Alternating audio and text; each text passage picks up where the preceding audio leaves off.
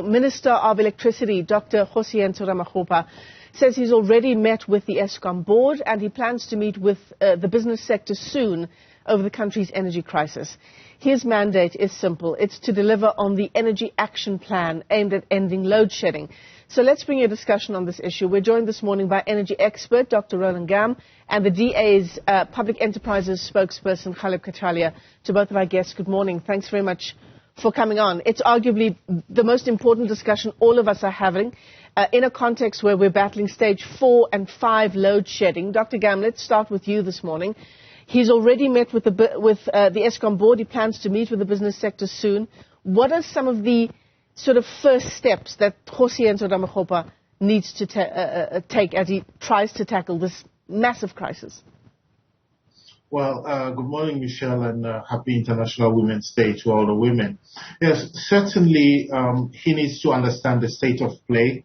That is, meet all the industry leaders, all the facility leaders, and understand specifically what are the problems, because the key challenge right now is improving the energy availability factor. At the same time, he is also dealing with the IPPs to make sure that they are on target to deliver on the 9,000 megawatts that have to be brought on stream. And so all of these things need to happen very quickly. Also, with the water sector, to make sure that the kind of generation that they need when they need it is done, as well as meeting Vodacom, MTN, etc. All of that has to happen before we go to the next step, which will be identifying and pinpointing solutions, the kind of granular details that will improve the energy availability factor.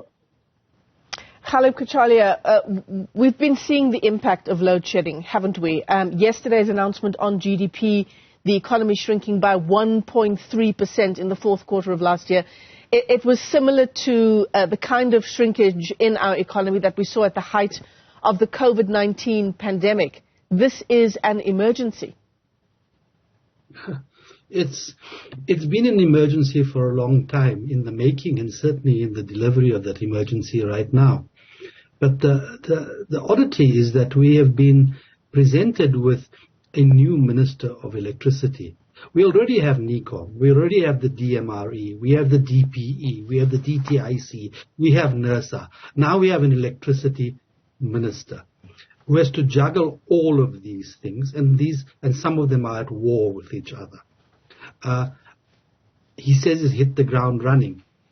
I'd like to know, how he's going to deal with things in the immediate future.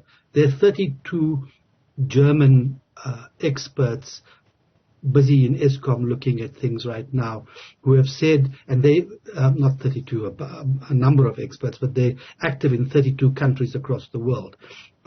And they have said quite clearly that Eskom will not meet its March targets in terms of its in terms of the wattage and in terms of its EAF.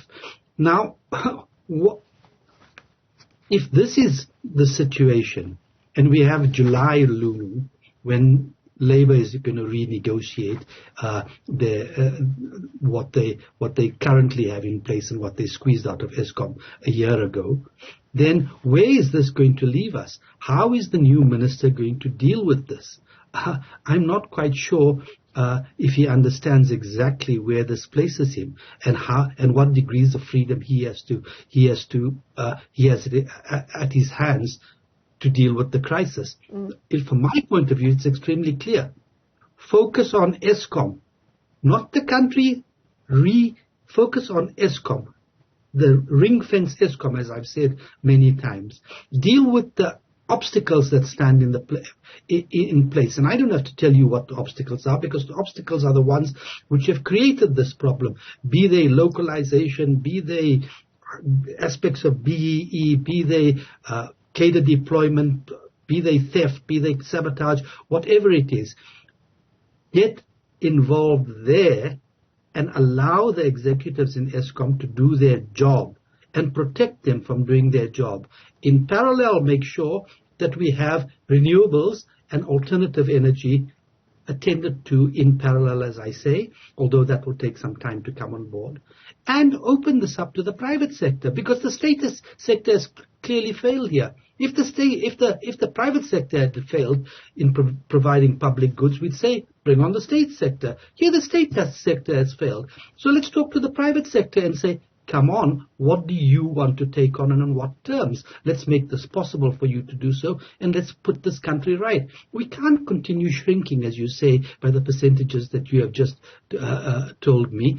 No, no one shrank to greatness. We will die here. Dr. Ngam, the issue of corruption must surely also be high up on the agenda of our new electricity minister. This deliberate attempt by mafia organizations operating at our power stations, how does he go about starting to deal with that? Well, Michelle, I think Ghaleb hit the nail on the head when he mentioned a number of things, departments at war with each other, acts of sabotage and so on. And there is something that South Africans need to see here. We are witnessing a great transformation at the moment. Something similar to what happened in the 1920s when power generation started, and in the 1960s when South Africa finally had a unified national grid.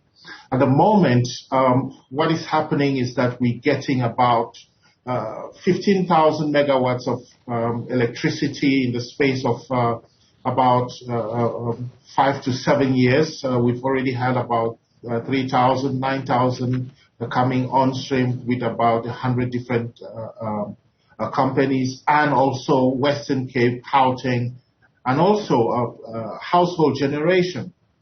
And so all these things really require somebody to bring all of it together.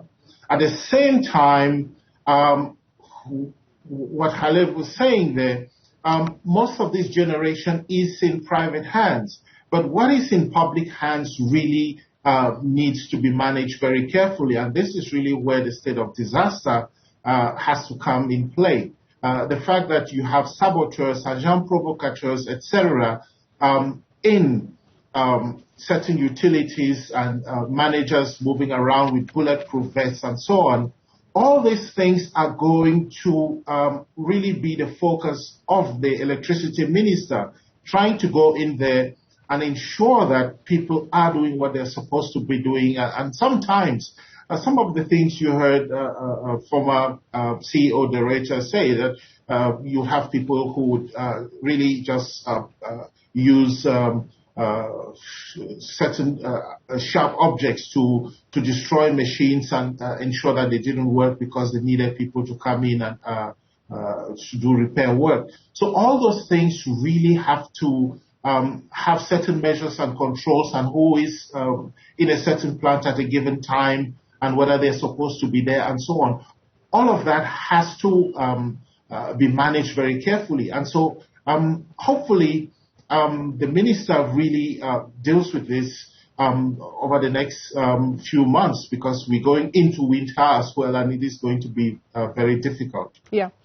In fact, under Director, mentioning that 2023, I think it was in the build-up to the start of this year, that 2023 would be particularly bad insofar as load shedding is concerned, and we've already seen that with stage 6 load shedding in play for a number of weeks over the past couple of months. 2024 apparently is when things will start to look up. According to your monitoring, Ghaleb, is 2024 even plausible? You know, this is anyone's guess. We need to understand what's in place and very transparently put on the table what needs fixing, by whom, at what cost, and when it's going to kick in. These are, if you're running a business of this nature, these are the things that you would have on your table in your discussions. Because it's a public enterprise, we're calling for this to be made public, because we're all affected to huge extents. Businesses and ordinary people are affected massively. So let us understand what levers are at your disposal and how you are effecting those, so we can hold you to account. And when you fail, we're going to ask you why. Because these things need to be addressed, and they need to be addressed forthwith.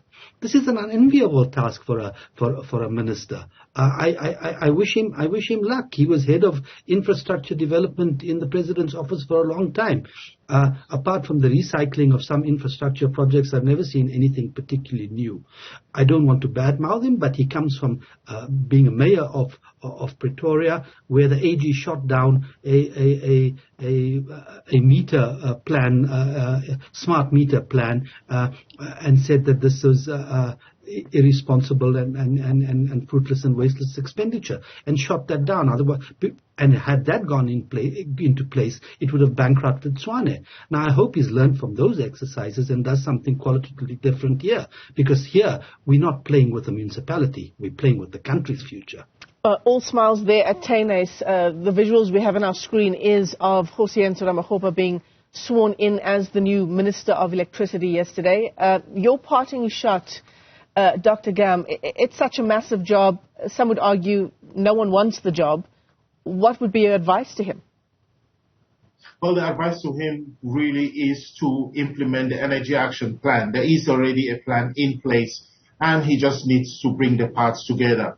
Granular detail, identify the problems at the various 81 units that Eskom has and fix them. Work with the IPPs and make sure that they are moving on track. And also with the imports of parts, all of that really needs to happen very quickly, and hopefully he will work with NECOM and others to make this plan happen. Yeah, it sounds simple on paper, doesn't it? And as you say, we're all counting on him getting it right. Let me thank you both for your time this morning. Dr. Roland Ngam is an energy expert, and Ghaleb Cachalia joining us there. He's the DA spokesperson on public enterprises.